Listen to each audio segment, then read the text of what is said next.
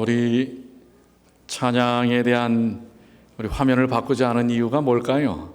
너무 아름답지요? 이 아름다운 천연계를 주신 하나님께 여러분들 감사와 찬양 돌리시게 되길 바랍니다.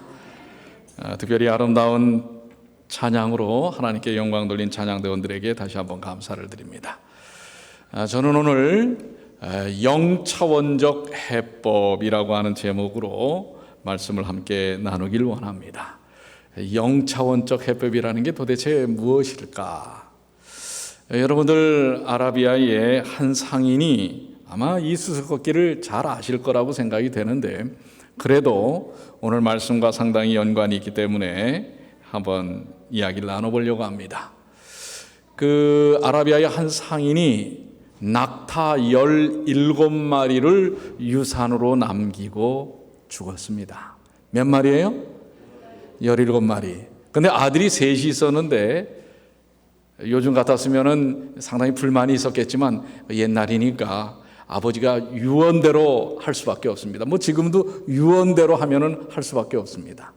큰 아들에게는 그 17마리의 낙타 중 2분의 1을, 둘째 아들에게는 3분의 1을, 셋째 아들에게는 9분의 1을 유산으로 남겨 놓으셨어요. 자, 여러분들 17마리의 낙타를, 큰아들 2분의 1이면은 어떻게 나눠 가져야 될까요? 몇 마리가 돼요? 17마리의 반이면 얼마지요? 8마리하고 한 마리를 어떻게 해야 돼요? 반을 뚝 잘라야 돼요. 그 다음에 둘째 아들에게는 3분의 1이니까 3분의 1로 나누면 몇 마리일까요? 하나 반이요. 우리 유건준 집사님이 셈이 참 빠르시는데 틀린 게 문제입니다. 자, 이거는 3분의 1이면 몇 마리인가요? 계산이 안 되세요? 17마리를 3으로 한번 나눠보세요. 몇 마리가 나오죠? 여러분들,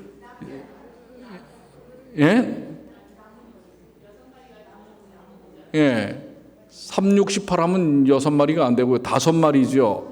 5마리로 하면 15마리인데 2마리를 갖고 또 어떻게 해야 돼요? 2마리를 3토막씩 잘라가지고 하나씩 가져야 돼요. 이 9분의 1 세 번째 아들은 어떻게 해요? 9분의 1이니까 2, 8이 16인데, 2, 9, 18인데 2마리가 안 돼요. 한 마리 하고 또 나누어서. 그러니 이건 그냥 유산 나누려고 하다가 아주 피투성이가 되겠어요. 이거 어떻게 해야 될지, 이 낙타들을 죽이지 않고서 이 유산을 받을 수 있는 방법이 없을까 고민을 하다가 그 문제 속에만 있으니까 안 되는 거예요. 근데 그 옆집에 상당히 지혜로운 노인이 한 분 사셨어요. 그 이 세 형제가 이걸 가지고 고민한다는 이야기를 듣고 그 노인이 뭘 한 마리 끌고 왔어요? 낙타를 한 마리 끌고 왔어요. 그러니 이 17마리 유산으로 받은 낙타에다가 옆집에 노인이 갖고 온 한 마리를 딱 붙여서 몇 마리가 됐어요? 18마리를 가지고, 이제 아버지가 말한 대로 나누어 보아라 했어요. 첫째 아들 2분의 1, 18마리의 2분의 1은 몇 마리예요? 9마리죠. 18마리의 3분의 1은 몇 마리예요? 6마리죠. 18마리의 9분의 1은 몇 마리예요? 2마리예요. 그럼 이게 몇 마리가 돼야 될까요? 합쳐보니 몇 마리가 돼요? 18마리가 아니라 분명히 18마리에서 나눴는데 17마리가 돼요. 합쳐보니까 몇 마리가 남아요? 한 마리가 고스란히 남는 것입니다. 이 노인은 다시 어떻게 했어요? 아들들에게는 17마리를 잘 나눠주고 나머지 한 마리는 어떻게 한 거예요? 가지고 간 겁니다. 여러분, 문제를 문제 안에서만 풀려고 하면 풀려요, 안 풀려요? 여러분들 인생의 문제, 건강의 문제, 인간관계의 문제, 삶에 대한 모든 일상의 짐들, 그 문제 안에서 풀어보려고 해보십시오. 풀리지 않습니다. 오히려 정말 중요한 한 마리가, 밖에서부터 와야 할 한 마리가 필요한 것입니다. 1차원 인생이라는 말이 있어요. 1차원 인생이에요. 1차원 인생은 1차원적인 사고를 가지고 사는 사람입니다. 다분히 이것은 사회주의적인 사고를 바탕으로 해서 나온 논리이긴 하지만 그러나 의미는 있어요. 그러니까 1차원적 사고를 가지고 사는 사람을 1차원 인생이라고 그러는데, 1차원 사고가 뭐냐면 한 가지 가치에 아주 그냥 집착, 매몰이 돼가지고 다른 기타의 대안이나 생각을 해내지 못하고 획일적으로 사는 사고방식의 삶을 1차원적인 사고라고 그래요. 그러니까 자기가 생각하는 것밖에 뭐예요? 보지 않는 거예요. 전혀 정말 진리에 대한 탐구도 하지 아니하고 받아들이려고 하는 여유나 너그러움도 없다고 하는 것입니다. 이게 1차원적인 사고고 1차원적인 인생이에요. 오늘 제목이 뭐라고 그랬죠? 0차원적인 해법이라고 하는 거예요.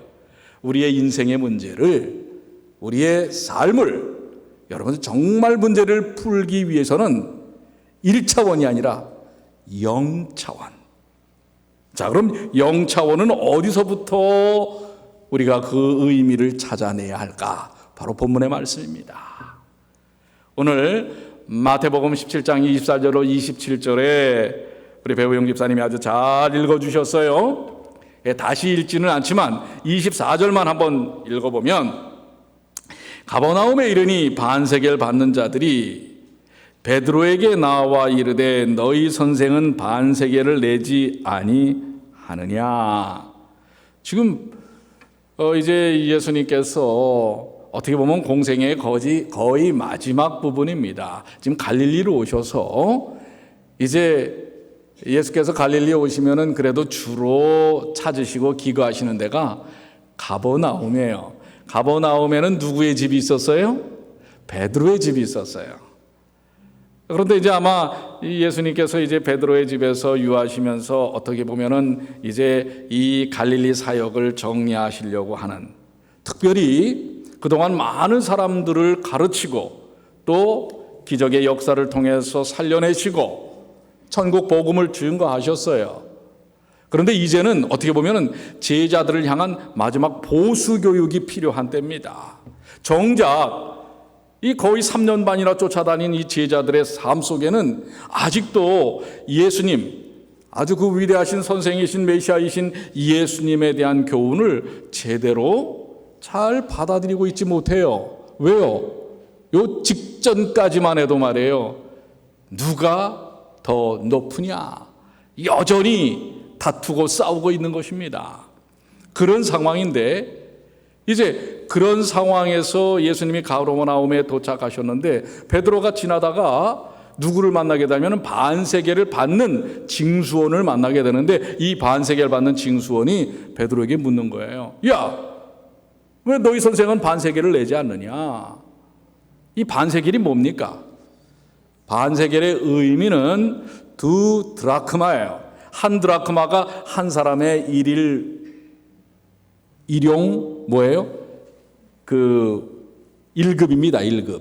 그런데 2 드라마크는 이 유대에 사는 20세 이상의 성인들은 1년에 한 번 성전세를 내야 하는 것입니다. 일반 로마에게 내는 일반적인 세금이 아니에요. 통행세나 이런 세금이 아니라 성전을 유지하기 위해서 유대인들은 누구나 다 내야 하는 20세 이상 성인 유대인들에게는 성전 유지 비용이었어요. 그런데 그걸 갖다가 바로 성전 세금을 받는 자가 베드로에게 왜 너희 선생은 그걸 내지 않느냐라고 이야기하고 있는 것입니다. 자, 그런데 이 질문에는 의도가 서려져 있는 것입니다. 만약에 예수님이 성전세를 내지 않는다 하면 뭘 어기는 거예요? 그 당시 종교적인 관습법, 유대인이면 다 해야 하는 이 성전을 유지하기 위한 이 일에 영적으로 가르친다고 하는 랍비이신 예수께서 아주 무관심하고 거기에 아주 충성하지 않는, 성전을 유지하는 일에 충성하지 않는, 어떻게 보면은 아주 매우 부도덕한 그런 분으로 몰아가려고 하는 것입니다. 근데 베드로가 그 이야기를 딱 듣고, 베드로가 좀 성격이 항상 급하잖아요. 기분이 언짢은 거예요.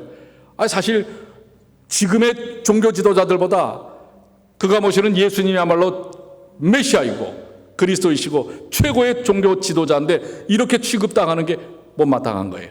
그래서 베드로가 뭐라고 얘기하는 거예요? 바로 이내 뭐라고 그랬어요?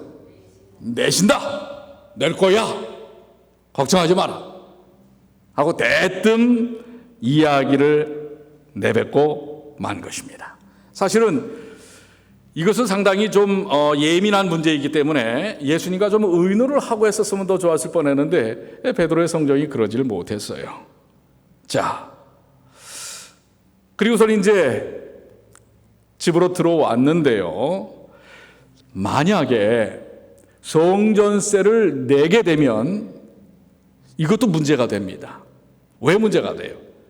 이 성전 세금을 받는 이들은 예수님을 호시탐탐 지금 노리고 있는 사람들입니다.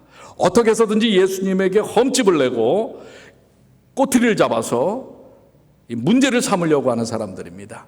성전세를 안 내는 것도 문제지만 내는 것도 예수님에게는 치명적인 문제가 될 수 있어요. 왜요? 예수님은 말씀을 통해서 본인을 누구와 같은 분으로, 누구의 아들이요 누구와 같은 분으로 설명하고 있었어요?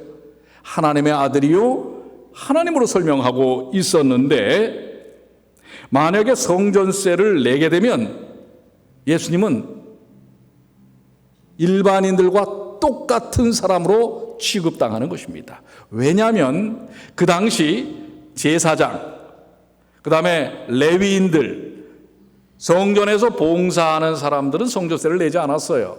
거기다가 덧붙여서 선지자라고 그 역할을 감당하고 선지자로 추앙되는 사람들도 성전세를 내지 않았습니다. 그런데 지금 예수님은 사실 사람들에게 선지자로 이렇게 지금 추앙을 받고 있었거든요. 그런데 성전세를 낸다라고 한다면, 봐라, 너희 선생은 아무것도 아니야, 일반인이야, 그죠? 이렇게 몰아가려고 하는 것입니다. 이렇게 해도 걸리고 저렇게 해도 걸리는 그 상황인데, 사실 그 직전에 베드로가 16장에 뭐라고 고백을 했는 줄 아세요? 너희는 나를 누구라 하느냐라고 했을 때 다 같이 읽어보겠습니다. 16장 16절 시몬 베드로가 시작. 시몬 베드로가 대답하여 이르되 주는 그리스도시요 살아계신 하나님의 아들이시니이다. 이렇게 분명히 고백을 했는데 지금 내신다, 성질껏 지금 성질을 부려놓고 온 거예요. 그러니 지금 그렇게 조금 전에 그 직전에 고백했던 고백을 자기 스스로가 무너뜨린 거예요. 예수님을 하나님의 아들이 아니라 지금 뭐로 만들어버린 거예요? 일반 평민으로 만들어버린 거예요. 그러니 지금 그걸 그러나 여러분들 아시잖아요. 말은 한번 뱉으면 주워 담을 수 있어요, 없어요? 그러니까 말 조심하셔야 돼요. 예? 이 주워 담을 수 없어요. 그리고서 이제 집으로 들어왔는데 보세요. 25절에 내신다 하고 집에 들어가니 예수께서 먼저 지금 베드로는 좀 상당히 지금 당황스러운 것입니다. 이걸 어떻게 해야 되나 근심 걱정이 있었는데 예수께서 먼저 이르시되, 지금 그 상황을 베드로가 설명도 하지 않았어요. 이 말을 지금 못하지요. 꿍꿍 앓고 있는 거예요. 그런데 예수님께서 먼저 뭐라고 얘기했어요? 시몬아, 내 생각, 너의 생각은 어떠하냐? 세상 임금들이 누구에게 관세와 국세를 받느냐? 자기 아들에게냐 타인에게냐, 이 얘기가 뭐예요? 자, 베드로가 들어오자마자 예수님께서 시몬아, 자, 세상의 임금들이 이 관세나 국세를 누구에게 받느냐? 아들에게 받느냐? 아니면 다른 타인들, 일반인들에게 받느냐? 그랬더니 베드로가 뭐라고 얘기해요? 타인에게니입니다. 여러분 그렇죠? 모르겠어요. 지금 이 민주공화제에서는 대통령의 아들도 세금을 냅니까? 안 냅니까? 내요, 안 내요? 내야 합니다. 그러나 지금 이 시대는 이 군주제예요, 군주제. 왕은 그 나라 전체의 다 주인이요 소유권을 가진 사람이에요. 그러니 굳이 왕의 아들은 그거를 유업으로 받을 사람은 세금을 낼 필요가 있어요, 없어요?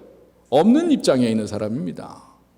예, 아들은 안 내고 타인은 냅니다. 그래서 예수께서 이르시되 그렇다면 아들들은 세를 면하리라. 그러니까 지금 뭡니까? 너 가서 낸다고 그랬지? 내가 성전세는, 성전은 누구를 위한 봉사하는 곳입니까? 누구를 위해서 봉사하는 것이죠? 하나님을 위해서 봉사하는 거예요. 그런데 그 하나님이 누구세요? 내가 내 아버지 집에 거하여 벌써 몇 살 때 그걸 말씀하셨어요? 12살 때 말씀하셨단 말이에요. 성전은 아버지의 집이고 내 집이란 말이에요. 예수님에게 있어서는. 내가 아버지의 집, 그리고 그 성전을 위해서 내가 세를 낼 필요가 없지 않느냐라는 것을 말씀하는 것입니다. 이것은 간단한 이야기 같지만은 예수님의 아이덴티티, 정체성이 무엇인지를 분명하게 밝히는 것입니다. 즉, 이것을 그리고 그들은 지켜봤을 거예요. 이 성전세를 받는 이들은 과연 예수 그리스도와 그 제자들이 어떻게 이 일을 처리할지를 의미심장하게 봤을 것입니다. 그런데 예수님은 거기서 어떻게 했어요? 물러서시지 않았어요. 분명하게 내가 누군 줄 아느냐. 그렇기 때문에 나는 세를 낼 필요가 없는 그러한 정체성을 갖고 있는 사람이다 라는 것을 분명히 이야기하고 있는 것입니다. 그럼에도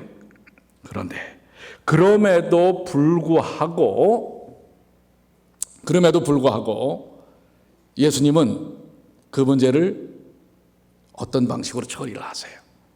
근데 여기서 여러분들 한 가지 우리가 짚고 넘어가야 할 교훈이 있어요. 우리 어저녁에도 우리 다니엘서 9장, 이제 우리 다음 주면은 다니엘서 도전 골든벨이 있지요. 그래서 우리 금요일 저녁에 아주 열심히들 나오셔서 다니엘서 공부를 하고 계시는데, 다니엘서 9장을 공부하면서 참 의미심장한 말씀이 나오지 않습니까?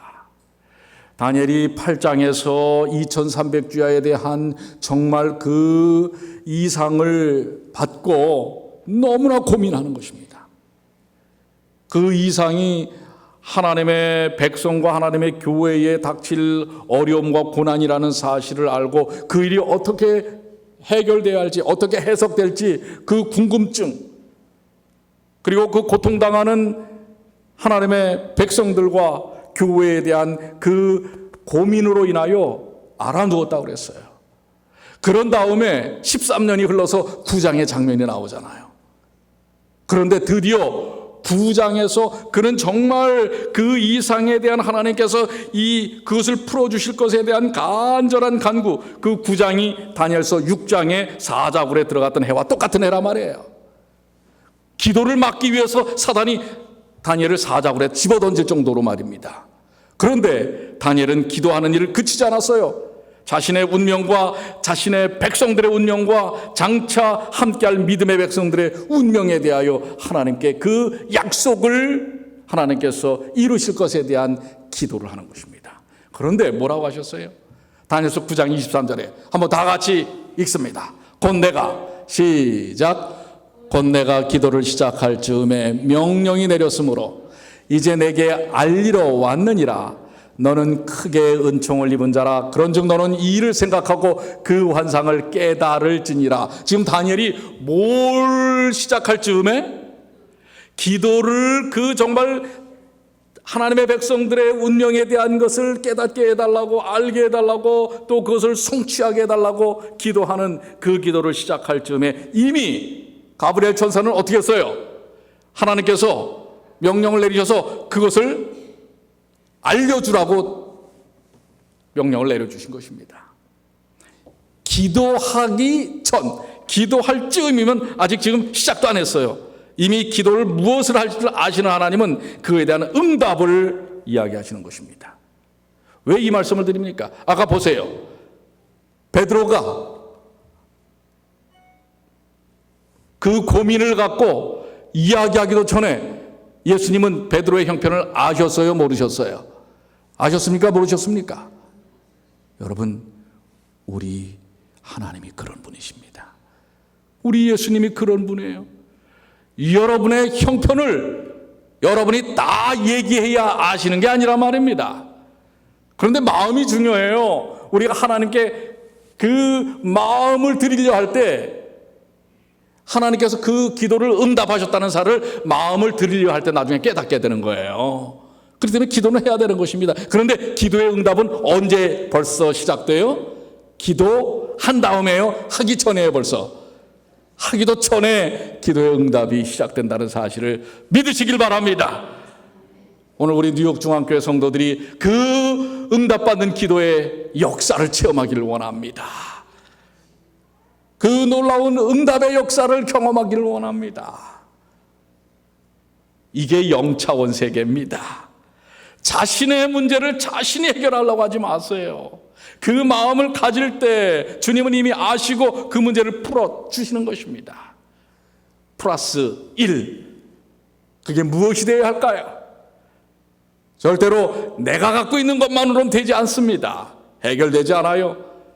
진짜 중요한 뭔가가 있어야 하는 것입니다. 그분이 바로 예수 그리스도이십니다. 자, 이렇게 해서 예수님께서 그 마음을 아시고 이제는 뭘 보여주냐면 27절에 그러나 우리가 그들이 실족하지 않게 하기 위하여 라고 그 이후에 예수님의 행동에 대하여 설명을 하고 계세요. 뭐 하지 않게 하기 위해서? 그들이란 건 누굽니까? 그들은 성전세를 받는 사람과 지금 예수님을 호시탐탐 노려서 어떻게 해서든지 무너뜨리려고 하는 그 사람들, 그 사람들도 예수님에게는 누구예요? 구원해야 할 백성입니다. 영혼입니다. 바로 하나님께서 만드신 인류입니다. 여러분, 준비된 사람만이 아니라 준비되지 않은 사람도 하나님은 구원하시기를 원하신다는 것입니다. 그런데 여기 실족하지 않게, 아까 우리 읽었던 성경에는 오해하지 않게라는 말로 했어요. 이게 다 히브리 말로 스칸탈리조라고 하는 말이 여러 가지로 해석이 되는데, 번역이 되는데, 실족하지 않게, 오해하지 않게, 또 하나가 뭐냐면 성내지 않게 라는 의미입니다. 그들이 예수님의 어떠한 이러한 일을 통해서 성냄으로써 그들이 구원의 복음을 받아들일 기회마저도 잃어버리지 않게 하시기 위하여 예수님이 이 일을 하시는 거예요. 어떤 일을요? 그 밑에 노란 글씨의 일입니다. 내가, 지금 베드로에게 하는 말씀이에요. 베드로에게 바다에 가서 무엇을 던져? 낚시를 던져 먼저 오르는 고기를 가져 입을 열면 돈 한 세겔을 얻을 것이니 가져다가 나와 너를 위하여 주라 하시니라. 지금 뭐예요? 이 낚시를 한다는 것은 성경에서 여기밖에 나오질 않아요. 그런데 이 낚시를 하는데 첫 번째 딱 걸려 올라오는 고기를 입을 딱 열면 뭐가 나온다? 돈 한 세겔이 나온다. 여러분들 이럴 수 있어요? 여러분, 저 낚시 좋아하시는 우리 박만진 집사님, 고기 잡다가 혹시 그 고기 입 속에서 뭐 반지라도 하나 나온 적 있으셨어요? 네? 어떠세요? 이게 뭡니까 지금? 예수님께서 근데 진짜 가서 낚시를 던져서 딱 했더니 거기에서 뭐가 나왔어요? 한 세겔의 동전이 나온 거예요. 은화입니다. 이거는 지금 예수님께서 뭘 사용하신 거예요? 신성을 사용하신 거예요. 사실 예수님께서 이 땅에 오셔가지고 신성을 인성에다 감춰 놓으셨고 자신을 위해서는 더더욱 신성을 쓰시지 않으셨어요. 그런데 여기서 지금 인성으로 감춰진 신성을 지금 쓰시는 거거든요. 지금 신적 능력을 지금 사용하시는 거예요. 물고기에 어떻게 한 세겔의 동전이 있을 것이다 했는데 거기에 정확하게 있느냐 말이에요.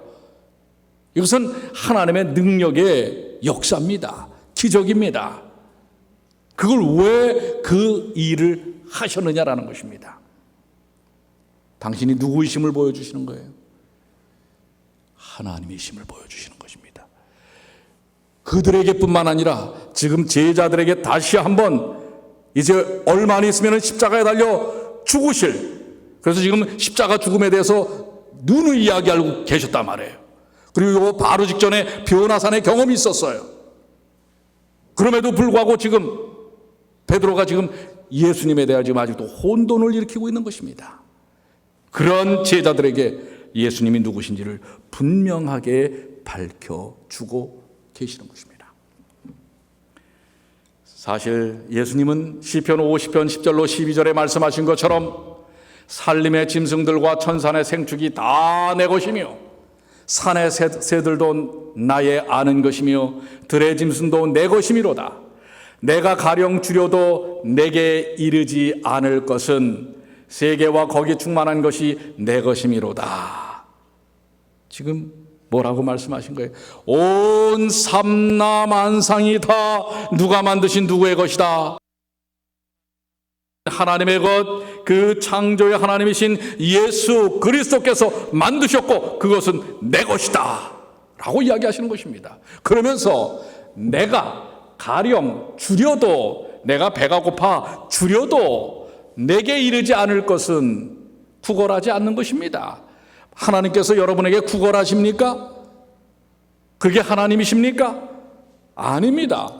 하나님 분명 예수께서 말씀하시기를 그것은 세계와 거기 충만한 것이 다 내 것이기 때문에 오히려 내가 너희를 위하여 주는 것이지. 그러니 여러분들 헌금 드릴 때요, 여러분 것 주는 것처럼 하지 마세요. 아시겠어요? 여러분이 드리는 것은 여러분이 것이 아니라 하나님께서 여러분에게 주신 걸, 그 하나님 것을 드리는 거예요. 오해하지 마세요. 착각하지 마시고 그분이 우리의 구세주요 하나님이라는 사실입니다. 그러면서 말씀하시는 거죠. 그래서 그것을 이제 가져다가 주라고 하는 것입니다. 자, 하나님께서는 분명히 우리에게 그리스도인이 지켜야 할 진리의 분명한 원칙에 대하여 얘기합니다.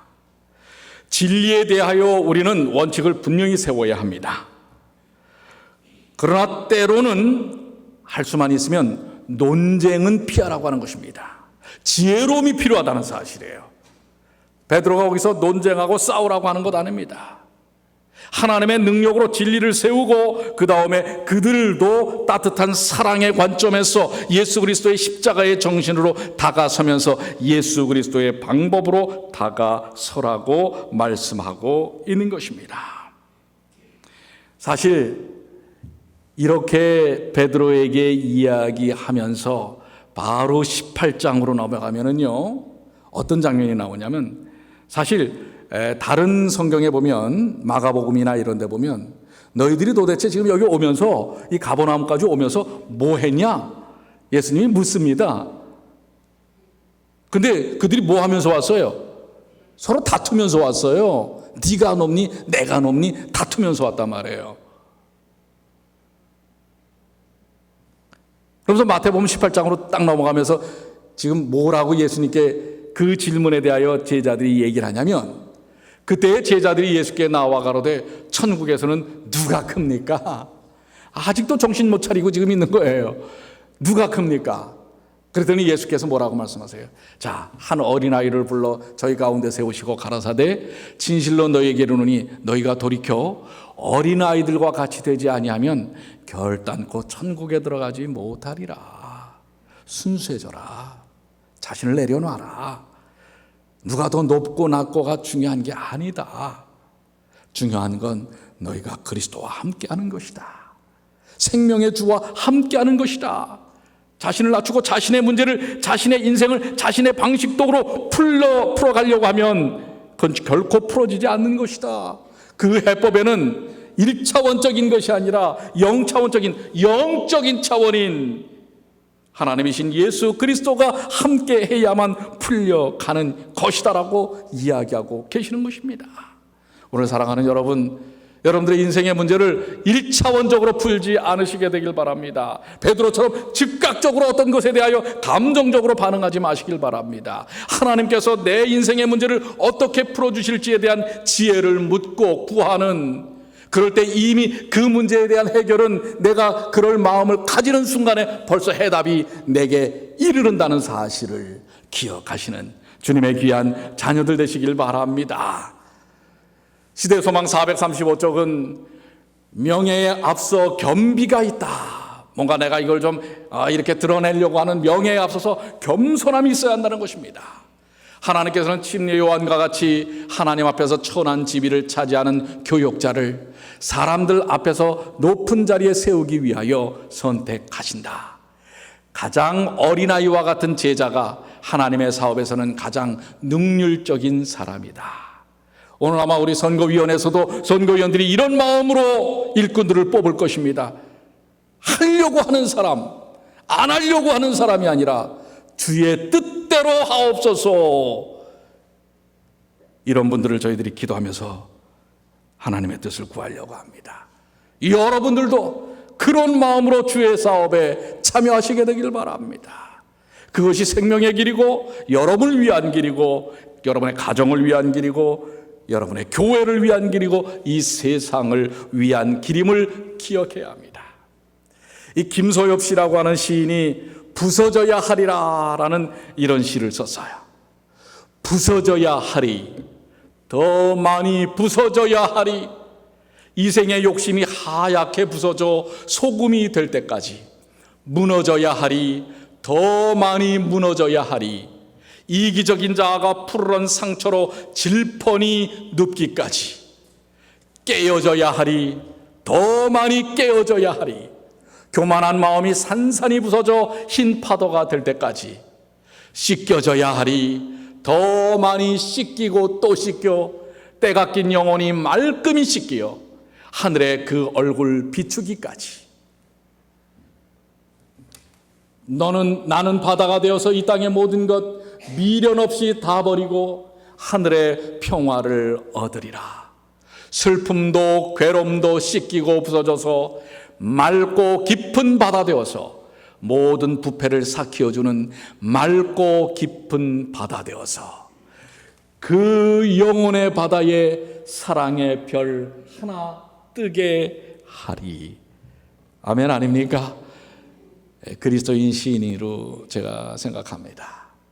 정말 자신을 깨뜨리고 부서뜨려서 오직 그 영혼의 바다에 사랑의 별, 그리스도의 사랑의 별 하나 뜨게 하리. 이것이 우리 참다운 그리스도인의 모습이 아닌가 생각합니다. 예수의 제자들은 그리스도와 나라의 성질에 대하여 교훈을 받는 것으로 넉넉지 아니했습니다. 그들에게 필요한 것은 그 나라의 원칙에 그들을 일치시켜줄 마음의 변화였습니다. 마음의 변화. 예수께서 다시 제자들에게 당신의 나라는 세속적인 위험이나 외식으로 특정 지으는 것이 아니라 그것은 오직 하나님의 은혜로 되는 것이라고 설명하고 있습니다. 이런 모든 구별이 예수 그리스도의 발 아래서는 잊혀지고 말았어요. 부자와 가난한 자, 배운 자와 무식한 자, 계급이나 명성에 대한 아무런 생각 없이 한 자리에서 우리는 만나게 되는 것입니다. 모든 사람이 피로 사신받은 영혼의 자격으로 서로 대하며 그들을 속량해서 하나님께 드리신 그리스도를 모두가 다 의뢰하는 삶, 이것이야말로 마음의 변화를 이루는 삶입니다. 저는 예언의 신의 그 시대 소망에 나와 있는 말씀을 하나 더 봅니다. 신실하고 통회하는 사람은 하나님 보시기에 귀중하다. 하나님께서는 자신의 인을 그들의 계급이나 재산이나 지적 위대함이 아닌 그리스도와의 하나됨의 여부로 사람들에게 당신의 인을 찍으신다. 영광의 주께서는 마음이 온유하고 겸손한 자들을 만족히 여기신다. 아멘입니까? 뭐라고요? 우리들이 갖고 있는 계급이나 재산이나 어떤 능력, 이것이 아니라 그리스도와의 하나됨, 이것으로 인하여 당신의 인을 찍는 것입니다. 당신의 백성이라고 하는 인을 찍는 것이라 말입니다. 위치도 아니에요. 횟수도 아니에요. 내가 얼만큼 그리스도와 하나 되는가. 여러분, 그 플러스 1이 무엇인지를 1차원이 아니라 0차원적 해법, 그리스도와 하나됨의 여부, 이것이 오늘 여러분과 저의 과제요, 하나님께서 인도하시는 바라는 사실을 기억하시길 바랍니다. 이것이 바로 십자가의 정신이고 예수님과 함께해야 하는 0차원적인 해법이라는 사실을 기억하시길 바랍니다. 저는 이제 말씀을 정리하면서 이사야 66장 2절에 있는 말씀, 오늘 여러분과 저에게 거룩하는 말씀, 우리 한번 다 같이 읽어볼까요? 나 여호와가 말하노라. 지난번에 쉐마 말씀 많이 했죠. 들으라 했는데 정말 들어야 하는 말씀. 나 여호와가, 시작. 나 여호와가 말하노라. 나의 손이 이 모든 것을 지어서 다 이루었느니라. 무릇 마음이 가난하고 심령에 통회하며 나의 말을 인하여 떠는 자, 그 사람은 내가 권고하려니와. 하나님께서 함께 하실 백성은 마음이 가난하고 심령에 통회하고 하나님의 말씀에 떠는, 인간의 말에 떠는 것이 아니라 하나님의 말씀에 떠는 그런 사람이라는 사실입니다. 이게 바로 우리의 삶을 해결하는 0차원적인 해법이라는 사실을 기억하시게 되길 바랍니다.